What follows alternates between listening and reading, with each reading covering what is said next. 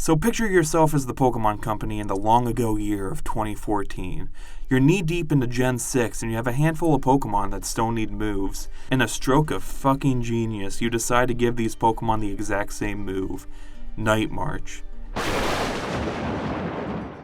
Night March is a deck archetype that was created in the Phantom Forces expansion as 2014. It was pretty popular in the 2014-2015 and the 2015-2016 seasons, and is still a pretty popular deck today in the expanded format. As a deck archetype, Night March revolves around a move called, Night March, which does 20 damage times the amount of Pokemon with the move in the discard pile.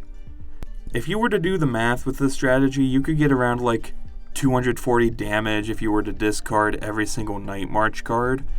With a deck that needs you to discard a lot of specific cards, you can imagine that a lot of played decks had cards which could seek out Pokemon and put them into the discard. Cards like Teammate, Puzzle of Time, Computer Search, etc. were all used to search for cards. One deck in particular was flat out made for this deck though, Battle Compressor. What this card lets you do is search your deck for 3 cards and discard them. AKA, if you had a Night March Pokemon out, add 60 damage. Assuming you had 3 Night March Mons in your draw pile, which, let's be honest, you have 4 of everything in this deck. Chances are that you do. And considering that this was an item card, you could stack these, so that's if you're lucky, 120 damage right out the gate. Needless to say, this deck is a glass cannon. The Pokemon in this deck typically had low HP since they were mostly basics and Stage 1 Pokemon. So Night March heavily relied on you getting set up as soon as possible so you can dish out as much damage before your opponent chews you up. In fact, the low HP across the board was part of the reason the deck never broke top 4.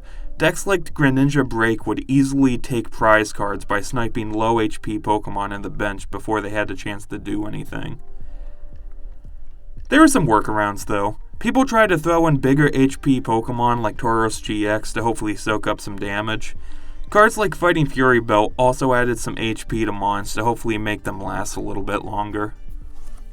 Part of the reason people liked this deck was because it didn't break the bank unlike some other decks at the time, and even now, literally most of the deck was made up of commons and uncommons, so chances are if you had a few packs of Phantom Forces, you would have a lot of cards needed for this deck. Pokemon knew they had something kinda cool here, so they gave the Night March formula another chance with Mad Party. They changed nothing, it's literally just Night March again, but with one more Pokemon with the move, and it was released 7 years later. Mad Party was released with Darkness Ablaze in 2020, and yep, it's just Night March again with new Pokemon. That means that instead of the 240 max damage Night March could do with 12 cards in the discard, Mad Party could potentially do 320 damage for one attack if you had all 16 Pokemon in the discard. Some newer cards really helped out with this deck though. Giovanni's Exile is used to discard Mad Party Mon onto the bench, and then the Mew from Unbroken Bonds is used to protect the Mons you do have on the bench. That being said, I like how it sorta has an Alice in Wonderland theme. Bunnelby is the White Rabbit, Mr.Rime is the Mad Hatter, Poltegeist is the T, and then, I don't know about the Dene, but 3 out of 4 is good enough, right? The sort of cool thing about Mad Party compared to Night March is that Pokemon sort of knew how popular this deck would become, so they released some Mad Party specific merch. In America's Shining Fates set, Pokemon sold these Mad Party pin sets which included one of the 4 Pokemon with the move, complete with promos with all art and everything.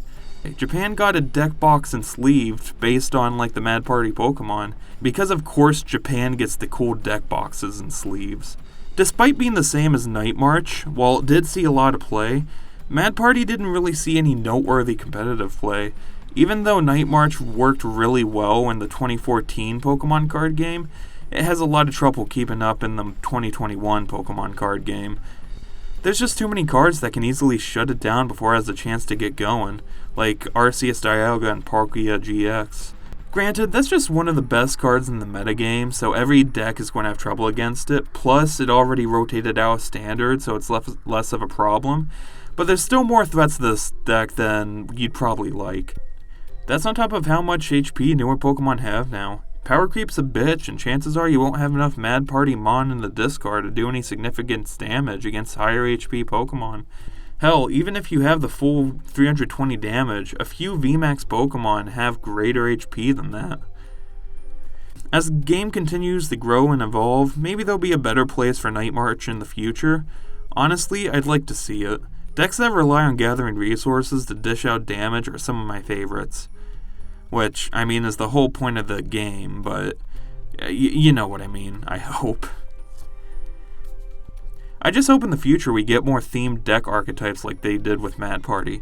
That was legitimately cool. Could you imagine the possibilities? We could get one based off like The Wizard of Oz, or like, oh, we could get one based off of Cyberpunk 2077.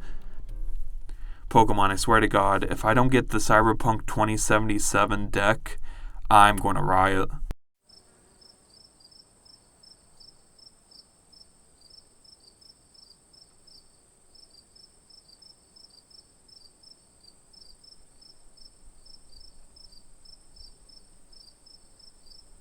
Dude, we're telling scary stories. What the fuck are you talking about?